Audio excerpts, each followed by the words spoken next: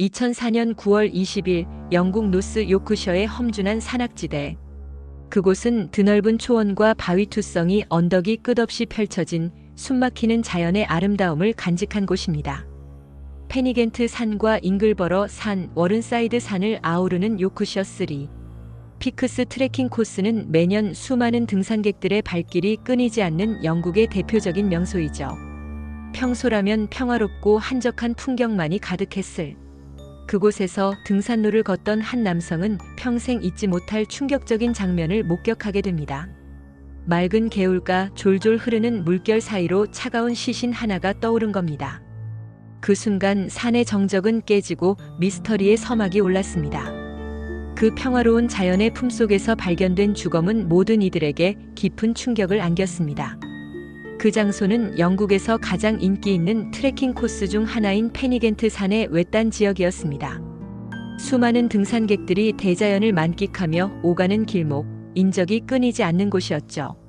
하지만 이상하게도 그곳에서 신원을 알 수 없는 한 여성의 시신이 발견된 겁니다. 마치 누군가 보란 듯이 혹은 무심하게 버려두고 간 것처럼 말입니다. 평화로워야 할 자연 속에서 발견된 싸늘한 주검은 즉시 경찰의 대대적인 수사를 촉발했습니다. 지역 사회는 물론 영국 전역이 이 기이한 사건에 주목하기 시작했습니다. 도대체 누가 왜 이곳에 시신을 유기했을까요? 경찰은 즉시 수사에 착수했습니다. 시신의 상태를 면밀히 분석한 결과 여성은 동남아시아 출신으로 추정되었습니다. 키는 약 150cm로 비교적 아담한 체구였고 검은 어깨 길이의 머리카락 그리고 앞니가 벌어진 것이 특징적이었습니다. 발견 당시 그녀는 녹색 청바지와 줄무늬 티셔츠를 입고 있었으며 태국산으로 보이는 금반지를 끼고 있었습니다. 이 작은 단서들이 그녀의 정체를 밝혀낼 중요한 실마리가 될 것이라고 경찰은 기대했습니다. 과학수사팀은 시신 주변의 모든 증거를 수집하기 위해 최선을 다했습니다. 하지만 이상한 점은 여기서 그치지 않았습니다. 시신이 발견된 현장에는 그녀의 신발, 외투, 가방 같은 개인 소지품이 전혀 없었던 겁니다. 보통의 사망 사건에서는 최소한의 소지품이라도 남아있기 마련인데 깨끗하게 치워진 듯한 현장은 더욱더 사건을 미궁 속으로 몰아넣었습니다. 마치 누군가 의도적으로 흔적을 지운 듯 그녀의 정체를 알려줄 단서는 거의 발견되지 않았습니다. 이는 단순한 사고가 아님을 암시하는 듯 했습니다. 계획적이고 치밀하게 모든 흔적을 없애려 한 정황은 수사팀을 더욱 혼란스럽게 만들었습니다. 부검 결과는 더욱더 수수께끼 같았습니다. 사망 시점은 시신이 발견되기 약 1주에서 3주 전으로 추정되었지만 폭력의 흔적도 익사의 흔적도 그 어떤 명확한 사인의 흔적도 찾아낼 수 없었습니다. 시신에는 외상이 전혀 없었고 약물이나 독극물 반응도 나오지 않았습니다. 심지어 노련한 부검관조차 의심스럽다기보다 설명할 수 없다라는 모호한 결론만 내릴 뿐이었습니다. 보통의 사망 사건에서는 명확한 사인이 드러나기 마련인데 아무것도 없는 깨끗한 시신은 모든 이들을 당황시켰습니다. 마치 유령처럼 사라진 듯한 그녀의 마지막은 과연 무엇이었을까요? 이처럼 불분명한 사인은 경찰의 초기 수사 방향 설정에도 큰 어려움을 주었습니다. 경찰은 답보 상태에 빠진 수사를 해결하기 위해 국제 공조에 나섰습니다. 태국, 말레이시아, 베트남, 필리핀 등 동남아 각국 대사관의 신원 확인을 요청하고 BBC의 유명 범죄 프로그램인 크라이머치를 통해 전 국민에게 제보를 호소했습니다. 이 프로그램은 영국에서 미제 사건 해결에 큰 역할을 해온 바 있습니다. 혹시라도 그녀를 아는 사람이 있다면 연락을 달라는 간절한 요청이었죠. 방송을 통해 시신의 얼굴 복원 사진과 특징이 공개되었지만 수년 동안 단 한 건의 유효한 단서도 나오지 않았습니다. 그녀의 정체를 아는 이는 아무도 없는 듯 했습니다.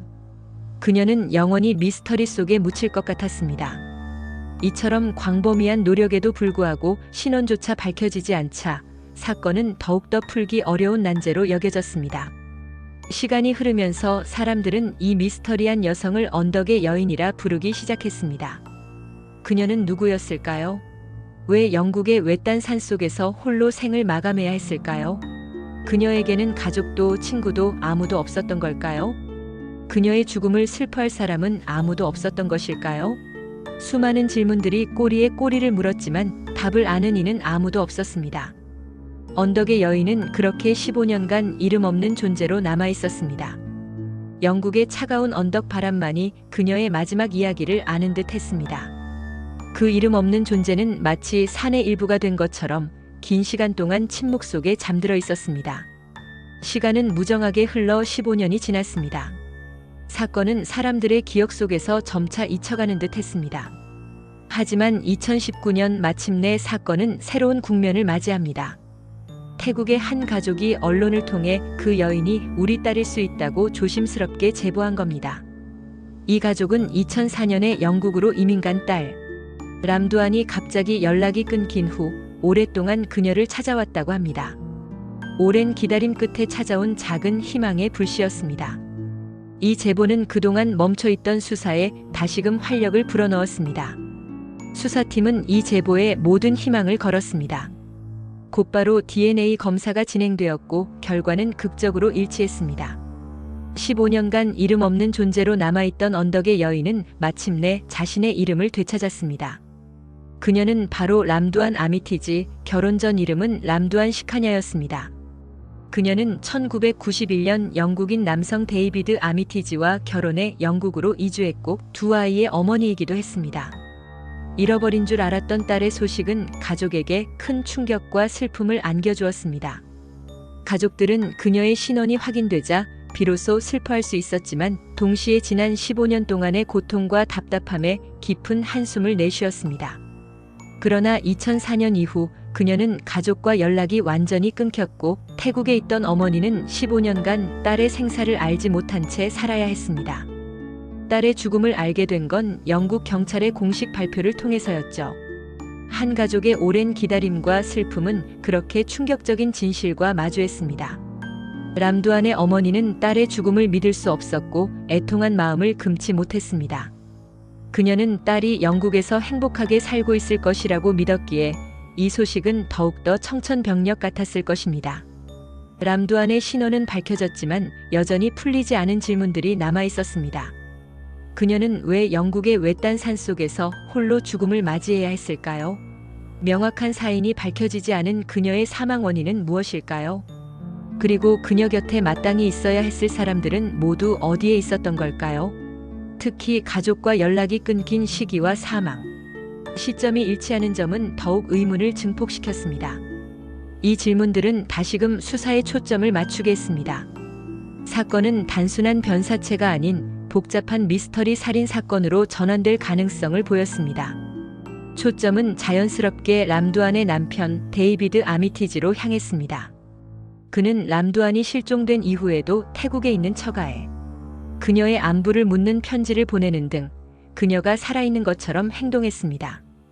이는 경찰의 의심을 더욱 깊게 만드는 요인이 되었습니다. 그는 람두안의 죽음과 아무런 관련이 없다고 강하게 부인했지만 2004년 그녀가 사망할 당시 함께 살고 있던 유일한 사람이 바로 그였기 때문입니다. 그의 부인은 오히려 의혹을 증폭시키는 결과를 낳았습니다. 가족들은 그에게 의심의 눈초리를 보냈고 경찰 역시 그의 행적에 주목하기 시작했습니다. 데이비드의 석연치 않은 행동은 수사팀의 주요 관심사가 되었습니다. 2023년 영국 경찰은 직접 태국까지 날아가 데이비드 아미티지를 만나려 했습니다. 직접 그의 진술을 듣고 사건의 실마리를 찾기 위함이었습니다. 그러나 데이비드는 끝내 진술을 거부했습니다. 그는 침묵으로 일관하며 모든 질문에 답하기를 거부했습니다.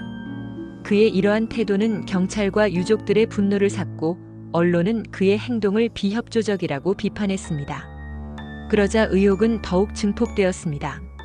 만약 무죄라면 당당하게 진술할 수 있었을 텐데 왜 그는 입을 다물었을까요? 그의 침묵은 그를 향한 의심을 더욱 깊게 만들었습니다. 그의 진술 거부는 그가 무언가를 숨기고 있다는 강력한 증거로 받아들여졌습니다. 그리고 2025년 1월 사건은 충격적인 전개를 맞습니다. 태국 칸차나부리 주에서 거주 중이던 데이비드 아미티지가 영국 당국의 요청에 따라 태국 경찰에 체포된 것입니다.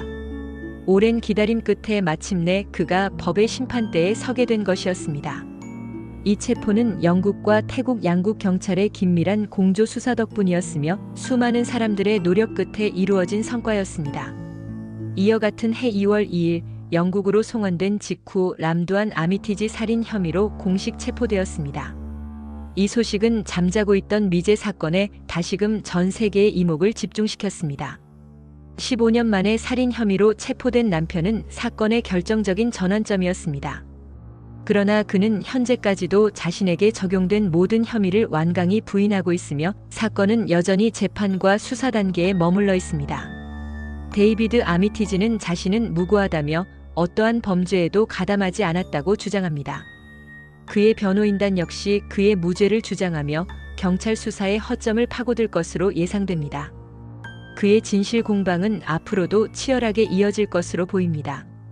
과연 재판은 이 오래된 미스터리의 진실을 밝혀낼 수 있을까요? 이 사건은 단순한 법정 공방을 넘어 한 여성의 억울한 죽음에 대한 진실을 밝히는 중요한 과정이 될 것입니다. 2004년 신원조차 모른 채 언덕에 버려졌던 한 여성. 15년간 이름 없이 떠돌던 그녀의 영혼은 2019년 가족의 제보와 DNA 검사를 통해 람두안 아미티지라는 자신의 이름을 되찾았습니다. 그리고 2025년 남편의 체포로 다시금 주목받는 미제 사건. 람두안 아미티지 사건은 단순한 의문사를 넘어선 우리 사회에 깊은 질문을 던지는 사건입니다. 이 사건은 우리에게 묻고 있습니다. 15년간 신원 미상으로 방치된 피해자, 진실을 감추려는 듯 보이는 주변 정황, 그리고 아직도 명확하게 밝혀지지 않은 사망 원인. 이 모든 미스터리 속에서 진실은 결국 드러나는가, 아니면 영원히 언덕의 안개 속에 묻히는가. 람두안 아미티지의 이야기는 아직 끝나지 않았습니다. 그녀의 억울한 죽음의 진실이 과연 밝혀질지, 그리고 그녀의 영혼이 진정으로 평온을 찾을 수 있을지 우리는 이 사건의 다음 전개를 계속해서 지켜봐야 할 것입니다. 정의가 실현되기를 바라는 수많은 사람들의 염원 속에서 이 사건의 결말은 과연 어떤 모습으로 드러날까요? 어둠 속에 가려진 진실의 조각들이 하나씩 맞춰지기를 간절히 기대해 봅니다.